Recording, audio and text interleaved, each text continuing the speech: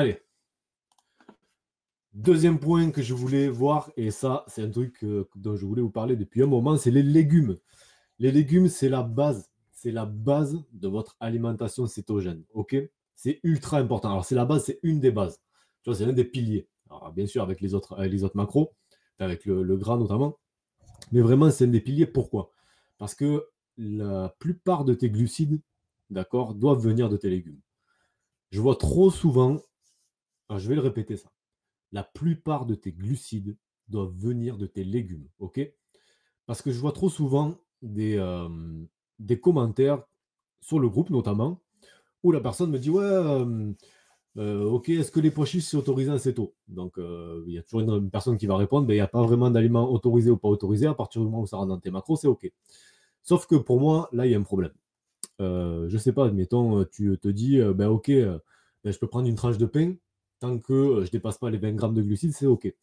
Sauf que tu vas manger une tranche de pain, je pense, doit être aux alentours de 10-15 grammes de glucides.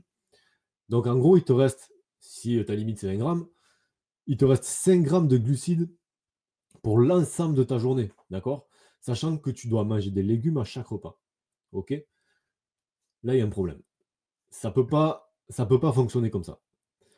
Tout d'abord, en fait, la façon dont tu dois comprendre ça, c'est que tes glucides en priorité, ils viennent des légumes. Et s'il te reste un peu de place, tu manges d'autres aliments qui vont t'amener d'autres glucides. Ça peut être des fat bombs, ça peut être voilà, différentes choses qui sont cétogènes, mais qui sont extrêmement faibles en glucides.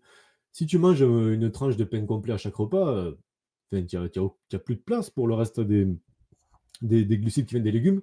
Donc tu vas zapper des légumes. Et donc, ben, tu vas foutre en l'air ton alimentation cétogène. Je te le dis, hein, c'est vraiment essentiel. Tous les micronutriments que ça amène, toutes les fibres que ça amène, toutes les vitamines que ça amène sont indispensables en alimentation cétogène. Je le répète encore ça parce que c'est trop important, d'accord? Donc arrêtez. Moi, enfin voilà, je peux pas dire que je peux pas accepter qu'on dise tous les aliments sont autorisés en céto, parce qu'en réalité, c'est pas vrai. Il n'y a pas que les macros qui comptent, d'accord? C'est très important, mais il n'y a pas que ça.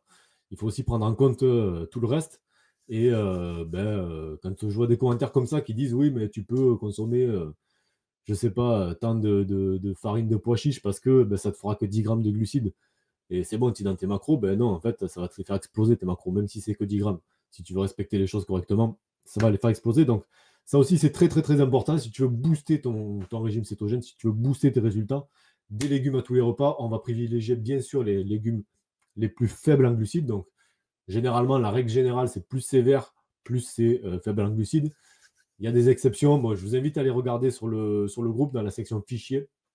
Voilà, il y a des fichiers comme ça où vous pouvez voir un petit peu tout ce qui est OK.